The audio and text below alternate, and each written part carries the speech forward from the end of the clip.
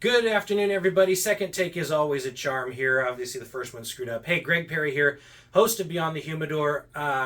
It's the official podcast of Loomis Cigar Cartel. I am in the great state of Idaho at one of my favorite cigar lounges. Actually, my only favorite cigar lounge up here, The Vault. And with me is Josh. Josh owns The Vault. He's here with us to talk to us today. Josh, thank you again for talking to me. Now a second time on this. Greg, I'll always appreciate you guys coming up here and being part of it. You guys are always welcome up here. The cartel's been a big supporter of us, and we love hanging out with you. Thank you. You know, we really do have a good time. You know, I know you started this lounge 6 years ago, if I remember correctly. That is correct. So yeah, 6 years ago, my wife and I had no intent of building a cigar lounge. We were restoring old buildings, and the mayor of Meridan twisted our arm and said that we should take this great space that was the Bank of Meridian in 1905 and make a cigar lounge. So we did. We dove into that, and this is the result. Six years later. This is where the old vault used to be, was in where your humidor is, Actually, right? No, this is actually the space that the embalming happened. So it was a wow. Bank, it was a bank in 1905. 1912 it merged with the post office, and in 1938 the post office moved across the street, the bank moved one block south, and then this became Mateer Funeral Parlor. And when they built the funeral parlor, they had to have a place to do the embalming, so the cinder block extension where the humidor was is where dead people were. Oh wow, that's kind of fun. Now I know there's also some exciting news coming out. There are 2 new extensions of the Vault. One opens in 2 weeks. That's the Vault Eagle. Yep. Yeah, it's quite the journey. Like I said, we never intended on doing this location, but just based on its success and really the growth in the valley here, that the city of Eagle, some investor groups there said, hey, let's look at building and bringing a vault concept to the city of Eagle.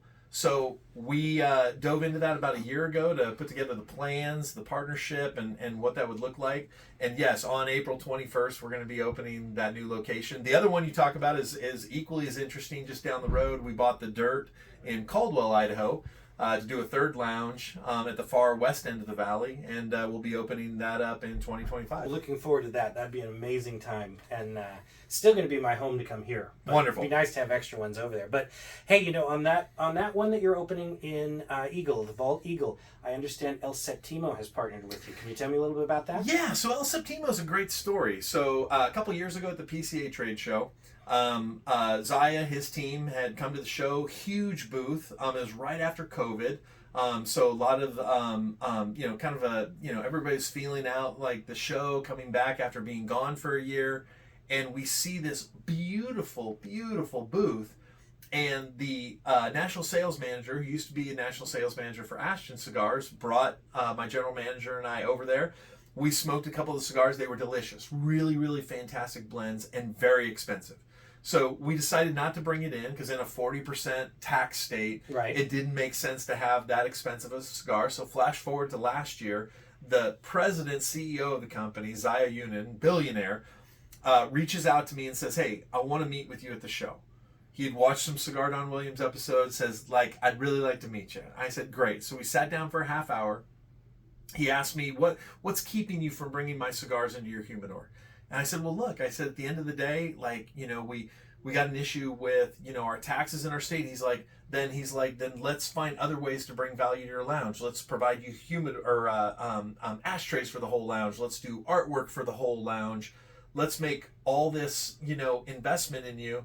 And at the end of the time, he answered all my questions, and we went ahead and pulled the trigger and actually did a co-branded experience with him. So it's going to be an El Septimo lounge in our Vault Eagle location. That's fantastic, especially for the state of Idaho, and great for this area because it's going to be fun. Yes. And now, speaking of tax, yeah, as my listeners will know, I come from a state where the tax rate is 67.5%. Yours is 40% until the 1st of July. Yeah, a lot of hard work went into that. So for those of you who don't know, OTP tax is another tobacco product. Most of the states in the country have this tax, and it's a tax on the wholesale cost of that cigar that is just paid directly to the state. So all these cigars that you see here, whether I sell it or not, the state got paid 40% on the wholesale cost of all these. So a couple years ago, we got involved with a couple other retailers in the state to look to advance a tax cap, meaning that it's still 40%, but it's going to be limited to 50 cents a cigar. Last year we failed. We had a House member that put forward. We were not able to get through the committee that it was on. So this year we really focused on the election process and finding candidates that would get behind it. And I think our big mistake is we called it a tobacco reduction kind of act, or tax reduction act. And as soon as you put tobacco in the word, people, think vape, and they think cigarettes and children and health issues, not really understanding premium cigars. Right. I've never seen it in all my trips up here. I've never seen a child walking into this lounge and drive by a cigar. No. And we've not, in 6 years, I've never had a teenager come in here trying to buy a $17 cigar. It's not actually a thing. So this year we made it a Small Business Protection Act. It started in the Senate with these two senators, Senator Berkey, Senator Burnt.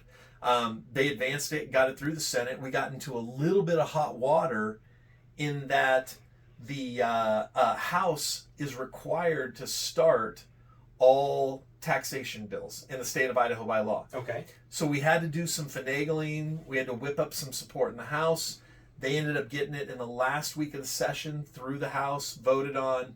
Senate went back to them, they passed it, and the governor signed it last week. So as of July 1 of this year, we'll have a 50-cent cap on cigars in the state of Idaho. Oh, that's fantastic. It just makes for a great experience because, like I was telling you earlier, a $10 cigar in my state went to $15.95 with our taxes. So to see a price reduction is going to be huge for you guys. And I think it's going to be a great boom for your guys' business. It's big. And what people don't get is that tax, when people come in here and see a higher cigar price, that's not money that's coming to my wife and I. That's just directly going to the state. So it's really the taxpayers, it's the citizens that are getting the break. I'm getting the same amount of earnings. We're just going to be generating more because we're going to be competitive with those online retailers, and we've leveled the playing field for small businesses in Idaho. And that's perfect because small businesses is really what makes the cigar industry function. It's the brick and mortar.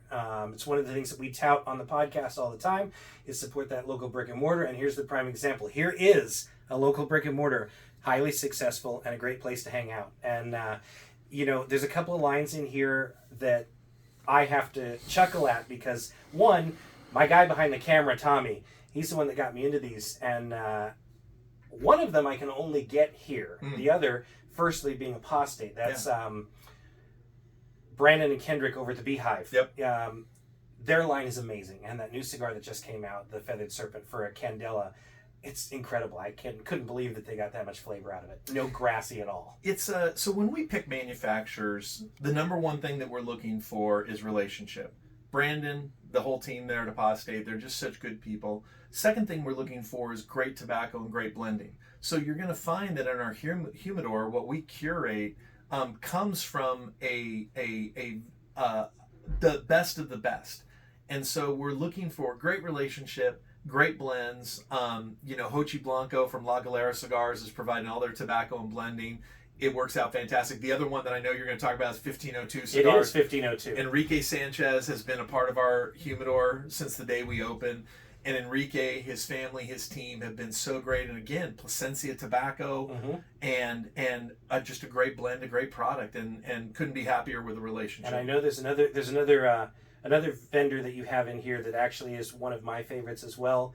And you've done a Cigar Don Williams bit because that's one of your things. If you haven't checked those out, search Cigar Don Williams on YouTube. I guarantee it's a great laugh. And that's Pete Johnson with Tatawahe. Yeah, what an amazing line. Yeah, so Pete and I first met in mid-2000s. I was living in Virginia, and with the time with Pete, we had we're very close in age. We kind of hit it off, and we had this relationship long before we ever opened the Cigar Lounge. So as we got the Cigar Lounge open, I told Pete, I said, I really want to produce some videos that are kind of funny, kind of cheeky.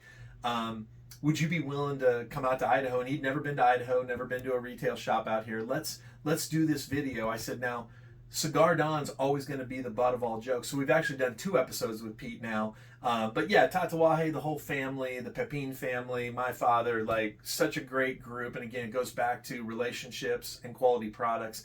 And you're just going to have a hard time finding better than the Garcia family and Pete. Very true. Very true. You know, I want to thank you, Josh, for taking the time to talk to me a third time now. Yeah. You know, we've had some technical issues with the equipment, but we got it solved. And it's just a great experience. It's a great lounge. I love coming up here. It's always welcoming. Great staff. It's a tribute to you and the relationships that you and your staff build, and just appreciate you. Hey, thank you, Greg. The cartel, Beyond the Humidor, everything is so fantastic. Tommy, thanks for shooting the video, and yeah, you're welcome here anytime. Thank Look you. forward to you coming up, hopefully for the grand opening in the Eagle. That's a little quick, but maybe. And Yeah. by the way, guys, check out their website. Search the Vault online. You can see what's going on with them. And if you're in the state of Idaho, I highly recommend that you find the time to make it to Meridian. Take care, guys. We'll see you soon.